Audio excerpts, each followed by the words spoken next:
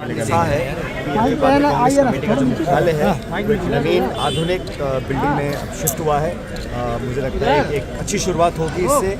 Congress party को, संगठन को, कार्यकर्ताओं को और ऊर्जा मिलेगी और बहुत सोच समझकर इसमें सारी कांग्रेस पार्टी का शुरुआत से लेकर जो इतिहास है उसका विवरण है। अच्छे इसमें बड़े दुर्लभ चित्र लगे हैं जो शायद पहले लोगों ने देखे नहीं होंगे। आज़ादी से लेकर अब तक जो इतिहास रहा, कांग्रेस का योगदान जो रहा, फ्रीडम स्ट्रगल में रहा, हमारे नेताओं का जो शहादत हम लोगों ने दी है, उस सब का विवरण है। और पुरानी यादों के साथ साथ जो वर्तमान में कांग्रेस पार्टी का उद्देश्य है, जैसे राहुल जी ने कहा, उन ताकतों से लड़ने का, जो देश समाज को बांटने का काम करते हैं, उस सब का एक समावेश इस बिल्डिंग के अंदर है। और मुझे लगता है बहुत सोच समझकर इसका लगभग 1.5 दशक तक इसका निर्माण हुआ है और अंत में जाके आज इसका हम लोगों ने उद्घाटन किया है सोनिया जी ने।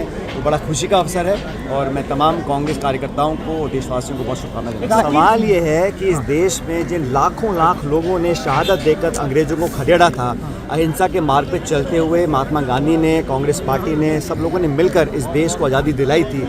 उस 15 अगस्त 1947 की आज़ादी को आप आज़ादी नहीं मानेंगे, इसका क्या मतलब है? तो ये तो उनका एक सोचने का तरीका होगा और मैं समझता हूँ सही नहीं है, क्योंकि इस देश की आज़ादी में सबका योगदान था।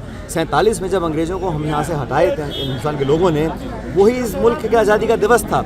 उसके बाद अलग अलग धर्म जाति की बात करना तो मैं समझता हूँ गलत है। और कहीं ना कहीं जिन लोगों का संविधान में, देश के कानून में, हमारे इतिहास में, संस्कृति में विश्वास है, वो मानते हैं कि देश को आज़ादी जो मिली थी सबके योगदान से मिली थी, उसको अनदेखा करना मैं समझता हूँ बहुत गलत है। संवैधानिक संस्थाओं को नीतिगत तरीके से जो कमज़ोर करने का काम केंद्र सरकार कर रही है, जो विश्वसनीयता होनी चाहिए निर्वाचन आयोग की, संस्थानों की, उसमें कमी आ रही है। तो हम चाहते हैं कि पारदर्शिता हो और जवाबदेही हो। अगर हम लोग को सवाल पूछते हैं सदन के अंदर, सदन के बाहर, उसके जवाब मिलने चाहिए। तो जो संस्थाएं हैं उनको निष्पक्ष, ट्रांसपेरेंट और क्रेडिबल होना पड़ेगा और हम लोग अपना संघर्ष जारी रखेंगे। भाजपा और उनके सहयोगी जो संस्थाएं और दल थे, उनका कोई योगदान था नहीं। देश की आज़ादी दिलाने में कांग्रेस का पुराना इतिहास रहा, शहादत का, बलिदान का, त्याग का, तपस्या का, उससे इनका कोई लेना देना नहीं है। जिसने कुछ खोया नहीं, जिसने शहादत नहीं, जिसने अपने परिवार को नहीं छोड़ा, जो जेलों में नहीं गए, वो इस देश की आज़ादी को समझ नहीं सकते। इसलिए उनको आज़ादी के अलग अलग दिन दिखाई देते हैं। इस देश को आज़ादी